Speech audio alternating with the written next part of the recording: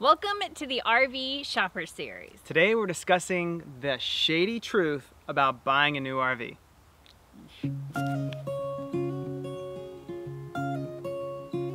The most important thing to understand is that it's not like buying a car. Nothing like buying a car. No, because what you're actually buying is a truck or a bus and a cheap apartment on wheels.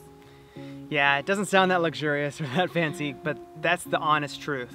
Exactly. A lot of people say, hey, well, I'm buying a Ferrari, you know, I'm paying Ferrari prices for this. It should be, the fit and finish should be amazing, blah, blah, blah. No, because if you were buying a Ferrari... Does it come with a bed? A bed and a full kitchen and a bathroom, it would be a lot more expensive. It'd probably be a few $1 million. So if you want the fit and finish of a Ferrari, you're gonna have to custom build something for a few $1 million probably. And you know, I think they call it a Prevo. Oh yeah, however you say it, Prevo, you know, fancy, super schmancy bus. Yeah, you can get those for a few million. Yeah, so there you go. Don't watch this video if that's what you want. So for those of you interested in a normal RV, yes, there's some shady stuff going on that we think is worth telling you about.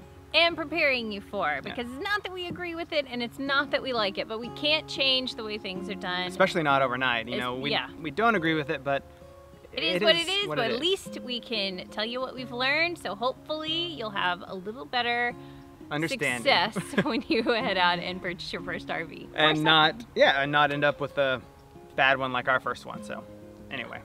Shh, we don't talk about that. Start things off, let's get right to the money question. Pricing. People always want to know, what should I expect to pay when I purchase my RV? Well, we've read online 40%, we've read online you should always get 30%. Well, the truth is there's no way to really know what you're going to get because it's all about supply and demand. In general, we have a couple rules. 30% off is what you can hope to get. 30% off the MSRP, not whatever their sale price is or anything else. So seems to be the way that the dealerships work is they get a coach. Now sometimes they get special dealer incentives or the manufacturer will mark their coach up slightly. There's certain games that are played where certain manufacturers will give an MSRP, say an MSRP of 100,000, but they know you're gonna buy it for 60,000. So it's kind of like these games that are played that we don't love, like we said before, but it is what it is. Some manufacturers are worse than others, so in general, we say 20 to 30% off is kind of what you should expect to pay. Absolutely, and each dealership operates completely different. So what you get told and what you experience at one will be very different than when you get to the next. But at least you know as a general kind of blanket statement that 20 to 30% off is usually in the ballpark of where you want to be. MSRP. Yes, off MSRP.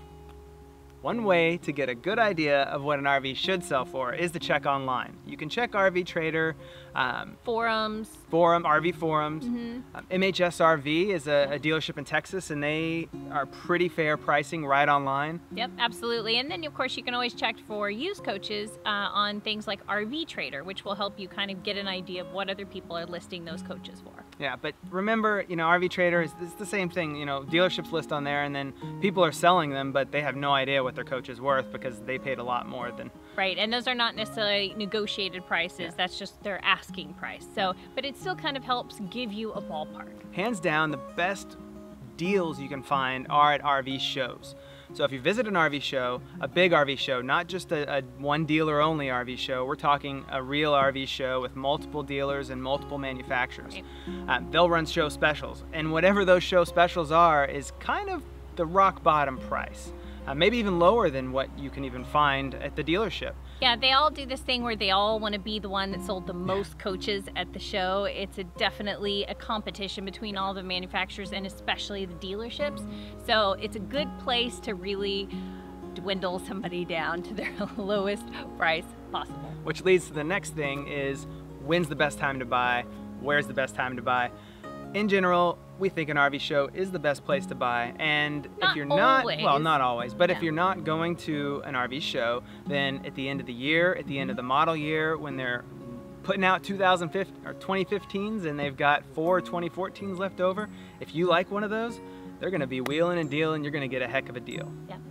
In general, you get what you pay for.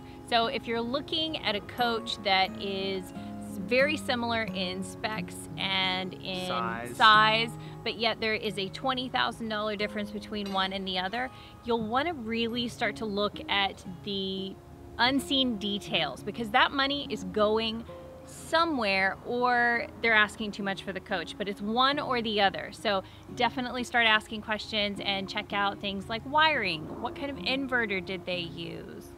Other things like slide mechanisms and vent fans and convection ovens, and you know, they save that 20 grand by cutting these little corners that you might not notice, like she said. So really dive into each coach, and if you think you're getting a heck of a deal, it may be too good to be true. Could be. Or it could be just they used an off-brand name of televisions throughout the coach versus the name brand. Yeah. You never know. And one of my least favorite scare tactics that dealers use. Not all dealers, just to be clear, we're not saying all dealerships, all salespeople are bad. We're just saying in general, from our experience, this is what we've experienced the majority of the time. Yeah. So the scare tactic, sorry, disclaimer. The scare tactic is, we won't service you if you don't buy it from us. That's baloney. No, and even if they did, that's kind of a crappy dealership, because that's money in their pockets.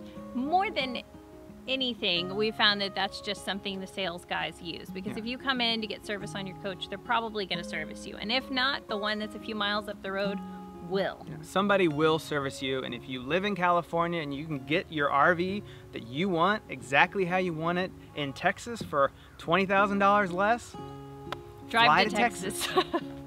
Fly and stay in a fancy hotel while you're at it. Save the 20 grand, bring it back, and somebody will service it. Don't be scared by that scare tactic.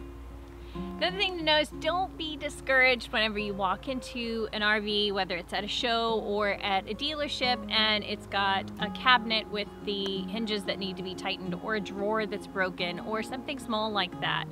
A lot of dealerships do the don't fix it if it's broke until somebody buys it mantra. Yeah, it's totally backwards, and it's really hard to wrap your head around if you haven't already bought an RV, but that's how it works. They won't fix it until somebody buys it. And you have to also think about how many times that coach has been to an RV show, how many thousands of people have walked through it, and the people who don't know what they're doing bring in a slide out while the cabinet's out, bust up that cabinet. Happens all the time. We see it nonstop at RV shows. It's scary. It's scary. So if your cabinet is falling apart, ask why, and don't just assume that the manufacturer is junk, because it's not always the case. Right.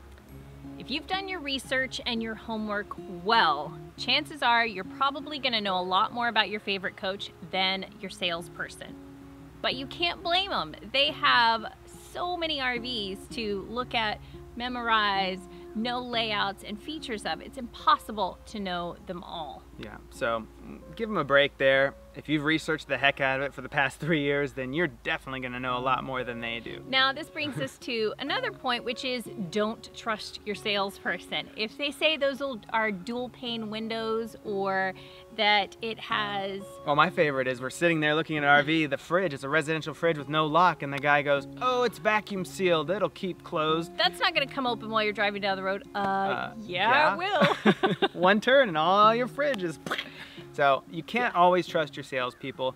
They are overwhelmed by the changes that the RV manufacturers change every month, every week, every year. Everything that rolls off the line is different. So the only way to know is to check the specs on that exact coach. They'll always have paperwork on it. Verify your information through that. Don't just take their word for it. And the websites of the manufacturers also are a lot of the times very vague. Because they change things so much, you can't find detailed specifics about well, just about anything. It's kind of funny. it's kind of crazy. It's hard, yeah. But the best thing to do is call up that manufacturer and ask them about that exact model. So if it's a 33D, ask about the 33D specifically and give them the year. Yeah. And if you want to take it to the next step, go to the factory. If you're going to spend a couple $100 grand on an RV, you might as well fly out to the factory. Tell them that you're interested in buying their coach before you fly out. They're going to wine and dine you. Well, they might not take you out to dinner, but they will treat you well. Give you a factory tour and all the information that you could possibly ever want to know about that coach. Exactly. They want you in their coach. And when you're researching and you're trying to figure out which RV is the right RV, where do you go? Well, check out forums and blogs. Like ours. Yes. Or there are several other really great resources out there, which we'll list in the post where this video is. The article of this video. Yeah, we'll give you a couple of starting places with those forums, blogs, and websites that are all very informative, very helpful, and can get you going in the right direction and help answer some of those newbie questions. So once you found that perfect RV, don't expect to get the keys, sign the papers, and drive away. You're most likely going to have to leave the RV so they can fix everything that's wrong with it.